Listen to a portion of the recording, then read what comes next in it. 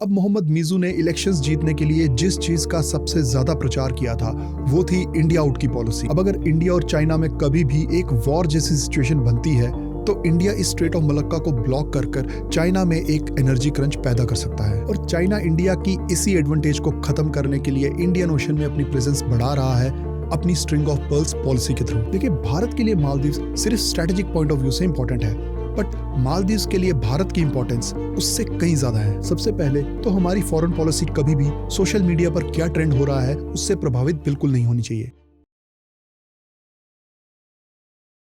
जय हिंद दोस्तों। भारत और मालदीव्स के बीच के डिप्लोमेटिक और पॉलिटिकल रिलेशंस जिन्हें दोनों देशों ने बनाया पिछले 60 सालों का वक्त लगाकर, आज वो रिलेशंस कमजोर पड़ रहे हैं, जिसकी पहली वजह है मालदीव्स के 3 मिनिस्टर्स के कुछ दिन पहले किए गए ट्वीट्स, जिनमें भारत के प्राइम मिनिस्टर नरेंद्र मोदी के लिए क्लाउन और पपेट जैसे वर्ड्स को इस्तेमाल किया गया था। वैसे तो ये ट्वीट्स आए थे एज अ रिएक्शन एक वीडियो के लिए जिसमें प्राइम मिनिस्टर नरेंद्र मोदी लक्षद्वीप को टूरिज्म के पॉइंट ऑफ व्यू से प्रमोट कर रहे थे। अब इस वीडियो में मालदीव्स के अगेंस्ट तो कुछ नहीं था, बट फिर भी मालदीव्स के मिनिस्टर्स ने इस वीडियो को इस तरह देखा कि जैसे ये वीडियो मालदीव्स के टूरिज्म को एडवर्सली इंपैक्ट करेगा। इस रिसेंट वीडियो के अलावा जो दूसरी चीज भारत और मालदीव्स के रिलेशंस को डैमेज कर रही है वो है मालदीवियन प्रेसिडेंट मोहम्मद मिज़ू का एंटी इंडिया और चाइना फ्रेंडली एटीट्यूड रखना और मालदीव्स के पिछली सरकार के इंडिया फर्स्ट पॉलिसी के स्टैंड से उलट जाकर इंडिया आउट की पॉलिसी को एंडोर्स करना। अब मोहम्मद मिज़ू ने इलेक्शंस जीतने के लिए जिस चीज का सबसे ज्यादा प्रचार किया था वो थी इंडिया आउट की पॉलिसी। इंडिया आउट की पॉलिसी प्रेसिडेंट मिज़ू के लिए सिर्फ एक इलेक्शन स्टंट नहीं था, पर वो इलेक्शंस जीतने के बाद इस पॉलिसी को इंप्लीमेंट भी कर रहे हैं। इस पॉलिसी को इंप्लीमेंट करते हुए पहले तो प्रेसिडेंट मिज़ू ने भारत और मालदीव्स के बीच में हुए एक की पैक्ट को रिन्यू करने से इनकार कर दिया, जो भारत को मालदीव्स के ओशियन वाटर्स, वहां के लगून्स, कोरल्स, वहां के एक्सक्लूसिव इकोनॉमिक जोन का हाइड्रोग्राफिक सर्वे करने की इजाजत देता था। यहाँ मैं आपको बता दूं कि एक्सक्लूसिव इकोनॉमिक जोन किसी भी कोस्टल कंट्री के समुद्र का एक सर्टेन एरिया होता है जिसकी लिमिट्स में आ रहे नेचुरल रिसोर्सेज की एक्सप्लोरेशन और यूजेज पर उस कंट्री के राइट्स होते हैं। इंडिया आउट की पॉलिसी का अगला विक्टिम बना एक ट्रेडिशन जो काफी देर से भारत और मालदीव्स के बीच में एग्जिस्ट कर रहा था। इस ट्रेडिशन के अकॉर्डिंगली पिछले रहे काफी मालदीवियन प्रेसिडेंट्स अपनी पहली फॉरेन विजिट के लिए चुनते थे भारत को, मगर मोहम्मद मिज़ू ने इस ट्रेडिशन को तोड़ते हुए अपनी पहली फॉरेन विजिट के लिए चुना तुर्की को और उसके बाद चाइना को। मोहम्मद मिज़ू जब ये ट्रेडिशन तोड़ रहे थे तब उन्होंने इस बात को भी बिल्कुल कंसीडर नहीं किया कि जब 2019 में नरेंद्र मोदी भारत के दूसरी बार प्राइम मिनिस्टर बने तब वो किसी भी बड़े देश को अपनी पहली फॉरेन विजिट के लिए चुन सकते थे, मगर जिस देश को उन्होंने अपनी पहली फॉरेन विजिट के लिए चुना वो था मालदीव्स। इन सब के अलावा इंडिया आउट की पॉलिसी के चलते हाल ही में प्रेसिडेंट मिज़ू ने भारत को 15 मार्च की डेडलाइन दी है अपने सिक्योरिटी इंस्टॉलेशंस को वहां से हटाने के लिए। दोस्तों, मालदीव्स अपनी ज्योग्राफिक लोकेशन की वजह से भारत के लिए काफी स्ट्रेटेजिक इंपॉर्टेंस रखता है। अब मान लीजिए कि अगर इंडियन ओशन ग्लोबल ट्रेड के लिए किसी हाईवे की तरह है तो मालदीव्स इस हाईवे पर पड़ने वाला एक टोल है जो वेस्टर्न और ईस्टर्न इंडियन ओशन को कनेक्ट करता है और भारत का 50% एक्सटर्नल ट्रेड और 80% एनर्जी इंपोर्ट्स ट्रांजिट करते हैं इन इंटरनेशनल शिपिंग लेन्स में से। अब अगर इस रीजन में चाइनीज मूवमेंट इंक्रीज होती है तो फिर वो कल को भारत के ट्रेड मूवमेंट को ऑब्स्ट्रक्ट कर सकती है। यहाँ मैं आपको ये भी बता दूं कि चाइना अगर मालदीव्स और श्रीलंका जैसे देशों के थ्रू अपनी प्रेजेंस इंडियन ओशन में बढ़ा रहा है तो उसकी सबसे बड़ी वजह है इंडिया की स्ट्रेट ऑफ मलक्का की एडवांटेज को खत्म करना। देखिए, चाइना अपना तकरीबन 72% ऑयल इंपोर्ट करता है और उसमें से भी 72% स्ट्रेट ऑफ मलक्का के थ्रू पास होकर इंपोर्ट होता है। अब अगर इंडिया और चाइना में कभी भी एक वॉर जैसी सिचुएशन बनती है तो इंडिया इस स्ट्रेट ऑफ मलक्का को ब्लॉक कर चाइना में एक एनर्जी क्रंच पैदा कर सकता है और चाइना इंडिया की इसी एडवांटेज को खत्म करने के लिए इंडियन ओशन में अपनी प्रेजेंस बढ़ा रहा है अपनी स्ट्रिंग ऑफ पर्ल्स पॉलिसी के through. String of pearls China का इंडियन ओशन रीजन में क्रिएट किया गया एक नेटवर्क है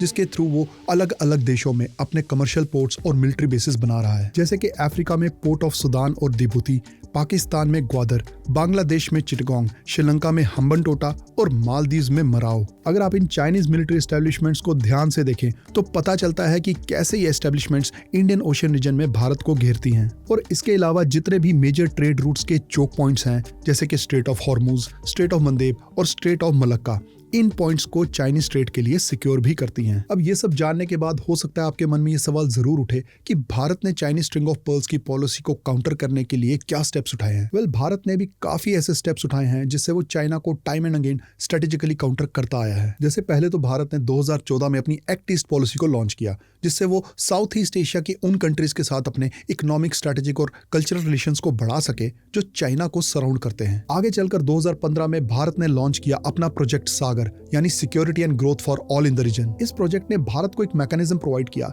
जिससे वो इंडियन ओशन रीजन में पड़ती एशियन और खासकर अफ्रीकन कंट्रीज के साथ अपनी स्ट्रेटेजिक पार्टनरशिप्स को एक्सपैंड कर सके। जिन्हें मालूम नहीं है उन्हें मैं बता दूं कि अलग अलग देशों के बीच में स्ट्रेटेजिक पार्टनरशिप्स वो होती हैं जिससे सबको इक्वल बेनिफिट हो, सबकी अपनी अपनी टेरिटोरियल इंटीग्रिटी बनी रहे और एक दूसरे के इंटरनल अफेयर्स में कोई इंटरफेरेंस ना हो। अब आप सोच लीजिए कि चाइना जैसी कंट्री जो दूसरे देशों के इंटरनल अफेयर्स में इंटरफेयर करती हो, टाइम एंड अगेन अपने पड़ोसी मुल्कों की टेरिटरी में घुसने की कोशिश करती हो, तो ऐसे देश को काउंटर करने के लिए भारत का दूसरे देशों के साथ स्ट्रेटेजिक पार्टनरशिप्स बनाना एक सही डायरेक्शन में उठाया गया कदम होगा। बट दोस्तों, जब हम बात स्पेसिफिकली कर रहे हैं मालदीव्स को लेकर, तो जो स्ट्रेटेजिक प्लेटफॉर्म सबसे ज्यादा इंपॉर्टेंस रखता है वो है कोलंबो सिक्योरिटी कॉन्क्लेव, जिसे भारत, श्रीलंका और मालदीव्स ने मिलकर 2011 में एस्टैब्लिश किया था और जिसका सेक्रेटरीट है श्रीलंका की कैपिटल कोलंबो में। इस कॉन्क्लेव में जिन एजेंडास पर तीनों देशों के बीच में कॉपरेशन बनाने की बात की गई वो थे maritime security, counter terrorism, human trafficking और साइबर सिक्योरिटी। ये कॉन्क्लेव एक सक्सेसफुल प्लेटफॉर्म रहा क्योंकि आगे चलकर 2020 में मॉरिशस ने भी इसे as a full time member join किया। पर इस क्रूशियल प्लेटफॉर्म को एक बड़ा सेटबैक तब मिला जब 7 दिसंबर 2023 को मॉरिशस में हुई इस कॉन्क्लेव की एक मीटिंग को मालदीव्स ने अटेंड करने से मना कर दिया और न्यूज रिपोर्ट्स की माने तो मालदीव्स ने ऐसा किया चाइना को खुश करने के लिए। दोस्तों, अगर हिस्ट्री को हम थोड़ा स्टडी करें तो पता चलता है कि मालदीव्स के साथ डिप्लोमेटिक रिलेशंस एस्टैब्लिश करने वाला भारत पहला कंट्री था। 1965 में जब ब्रिटिशर्स ने इस आइलैंड कंट्री के ऊपर से अपना कंट्रोल खत्म किया था, तभी से भारत और मालदीव्स के बीच डिप्लोमेटिक रिलेशंस एस्टैब्लिश हो गए थे। मालदीव्स को एक आइलैंड कंट्री इसलिए कहा जाता है क्योंकि ये एक सिंगल पीस ऑफ लैंड नहीं है। मालदीव्स बनता है 1192 आइलैंड से, जिनमें से सिर्फ 187 आइलैंड्स पर ही लोग बसते हैं। देखिए, भारत के लिए मालदीव्स सिर्फ स्ट्रेटेजिक पॉइंट ऑफ व्यू से इंपॉर्टेंट है, बट मालदीव्स के लिए भारत की इंपॉर्टेंस उससे कहीं ज्यादा है। 1988 में जब मालदीव्स में कुछ मिलिटेंट ऑर्गेनाइजेशंस ने एक कू यानी कि तख्ता पलट करने की कोशिश की थी, तब भारत ने इस साजिश का पता चलने के कुछ ही घंटों के अंदर अपने ऑपरेशन कैक्टस को लॉन्च करके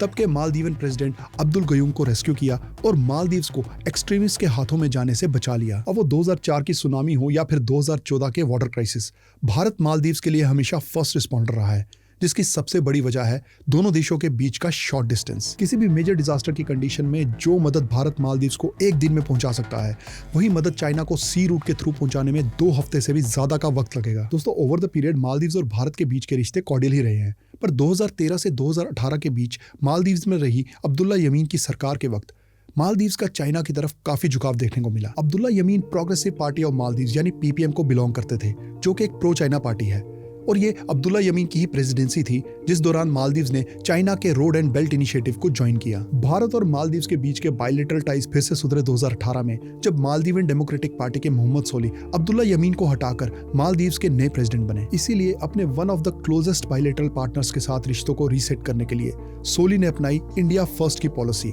जिसके बाद धीरे धीरे भारत और मालदीव्स के बीच डिफेंस, सिक्योरिटी, ट्रेड और इकोनॉमी को लेकर रिश्ते सुधरने लगे। मगर दोनों देशों के बीच सुधरते रिश्ते मालदीव्स की ऑपोजिशन पार्टी यानी पीपीएम को चुभ रहे थे। इसीलिए सोली की इंडिया फर्स्ट की पॉलिसी के अगेंस्ट उन्होंने लाई इंडिया आउट की पॉलिसी, और इसी एंटी इंडिया कैंपेन को मालदीव्स के 2023 के इलेक्शंस का डोमिनेटिंग मुद्दा बनाकर पीपीएम की सरकार वापस पावर में आ गई